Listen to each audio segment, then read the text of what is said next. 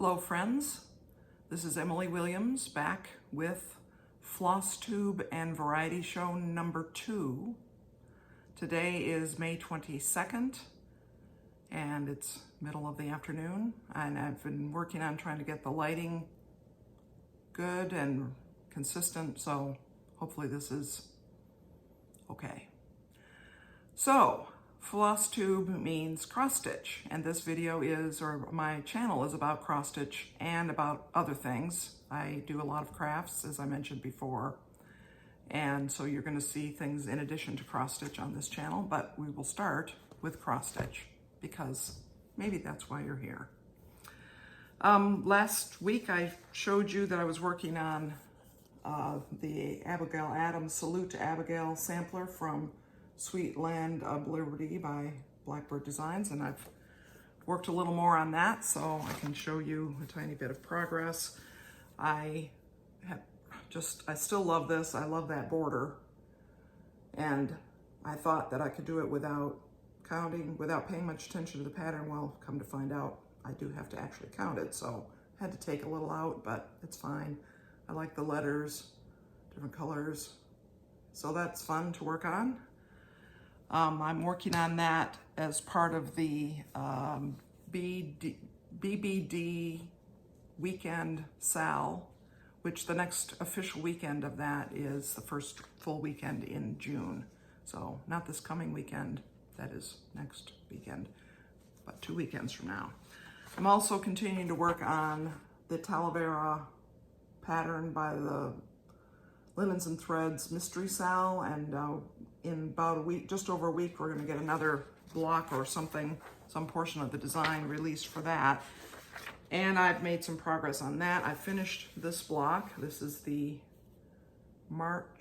April block there, and I filled in more of the column. As you can see, this is pretty. I'm enjoying working on it. It's the first time I've really selected colors from scratch for something, and it's okay. I don't hate it. I think it's fine. I showed you this last time. This is called Ornament, and it's by ZephyrMood, which is an Etsy. And I've been working on this square right there. And I'm sorry this isn't in color. It's 2 shades of blue. And I'm just going to show you. I have made progress. I like it. I think one of the things I like about this is that each of these squares could be taken out and used by itself. For example, I actually did a little test run of this when I was first stitching it, and did this one which is the upper left-hand corner square, and then I made a little needle book out of it. So I just put it together with coordinating gray and yellow fabric that I had in my stash, and did a little pieced thing and some flannel to hold the needles, and that was fun. So it's great because I could just do one ornament, one section of that, and make something of it. This is the biggest thing I'm working on, which is the Under the Roof of Blue Ionian Weather, and the Golden Kite is the designer. Artist is a 19th century artist whose name at this moment is not in my mind, but it's in the description box. And I held that up there for a while because there's so little done that it's really hard to get an idea, but I did make it all the way to the bottom. So I have just about 10.5% done, as indicated by Pattern Keeper, which is an app that runs on Android, which makes cross-stitching amazingly easy. Keeping track of where you are, I mean. And you can begin to see the marble, the definition of the slabs of marble, but really have to get a lot more done before that's very evident. But I say I enjoy it. I enjoy all my cross-stitching. That one I'm trying to do a minimum of 100 stitches a day. At that rate, it will take me about 2 years to finish. It's 72,000 stitches altogether, so you can divide that out if you want to. I'm ahead of that. I started it on March 28th, and I'm at 7,500 or so stitches. So I'm ahead of 100 stitches a day, which is good. That's fine. I plan to start this pretty soon, which is called Temperature Tree, and it's designed by StitchinMommy. And this is a pattern that has 365 leaves on the tree. Each branch has 30 or 31, except for February that has 28 or 29. And the idea is that you're supposed to use different colors of floss, which the designer, StitchinMommy, provides a list of, to represent different ranges of high temperatures. So the tree will have multicolored leaves on it, reflecting the temperatures of each day, the high temperature of each day in the location you choose. And I did a temperature quilt last year, which I might be able to figure out how to put a picture of it in here, which, if I can put the picture in, I'll put information in the description box about the pattern. I'm very interested in the weather and in the sky and clouds, and I really like that kind of thing. So the idea of a project, a visual depiction of the changing temperatures across the year in a particular location is appealing to me. I have to get, so Temperature Tree, ideally you start January 1st. And it is almost June 1st, as you know.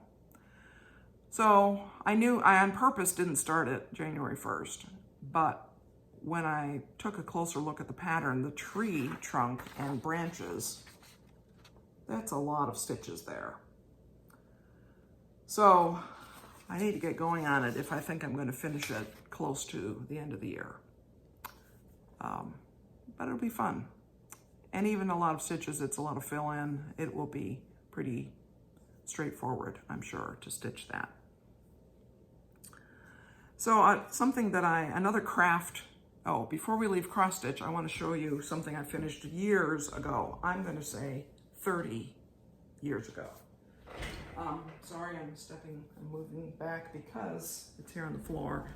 It's hard to figure out how to show things that have glass on them. So I'm just going to show it. Sorry about the reflection. Maybe that's not too bad. This, I do not remember what pattern this was. I don't think I still have the pattern. But you can see it's sort of an Asian, like a silk.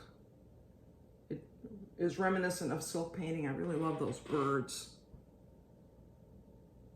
And at the time that I did this, which we lived in, some of you who remember the house we lived in before this one, which is our new house, we moved into 24 years ago, so new is relative.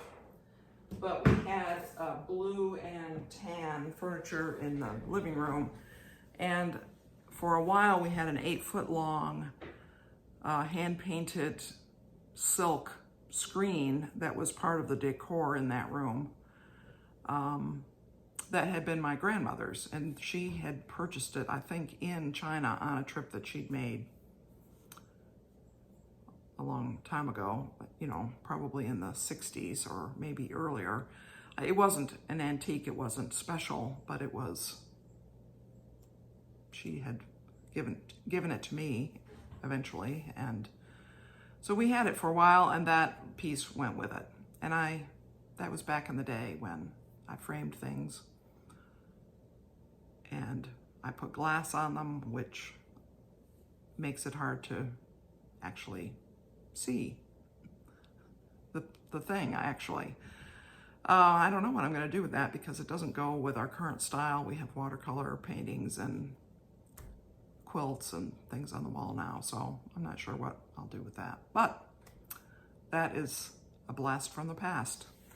Another blast from the past is tatting. So tatting is a type of lace making which involves using a shuttle and thread. And it's basically like teeny tiny macrame, but it's dates from probably the 17th century. It's not a new thing.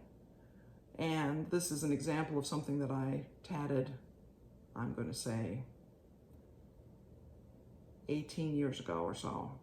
I date a lot of things from before our son was born to after he was born, since he was born.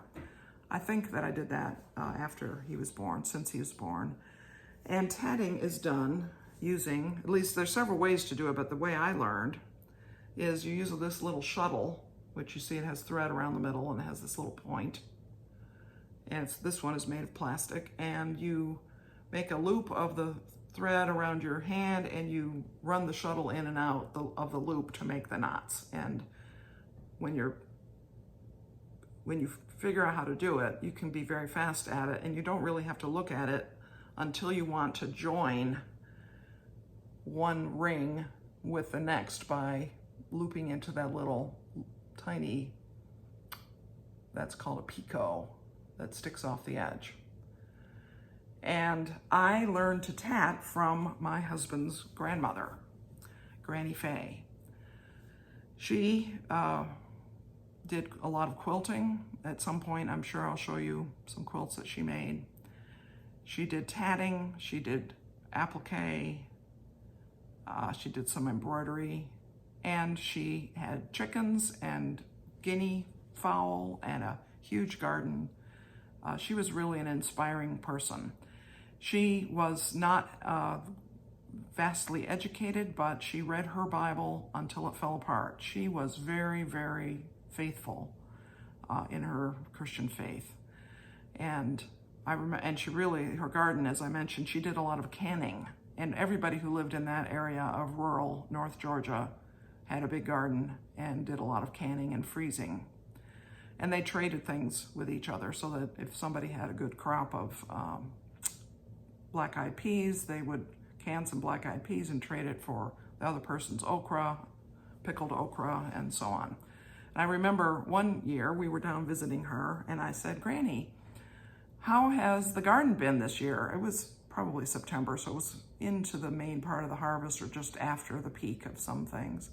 How was your garden this year? Were you able to get a good crop of things? And for instance, your beans, how were the beans? And she said, "Oh, it wasn't very good. I only canned 111 quarts of beans." And of course, to me, 111 quarts of beans would last 5 years. But when she is thinking of herself and her neighbors who are going to trade it around, she's going to eat a couple quarts of beans a week. That's not much more than a year's worth. And that is going to, in that area and in that economic situation, that is a major part of what she's going to eat. But it was pretty funny to me that 111 quarts wasn't very good harvest. So, Granny, she taught me to tat. One of the funny stories that she told my mother, it was actually more like a funny expression, because Granny was very rural Georgia, a culture and a environment that I wasn't used to, coming from Yankee land, from Michigan and New York State. And she told Byron's mother, my husband's mother, that Emily took to tattin' like a dog a-trottin'. And that's good. That means I did it well and quickly. So I really enjoyed tatting. I haven't actually tatted in probably 15 years. Part of the reason is because I felt that I couldn't see well enough to do it. Now, Granny tatted until she was in her 90s, and she couldn't see well, but she tatted. So I think that's a poor excuse. And I think that with the magnification that I have for cross-stitching, I could probably tat. So I may have to give it a try. I mean, that shuttle is right there, has thread on it, ready to go. Let me just look at my notes and I think this was all I was planning to talk about today.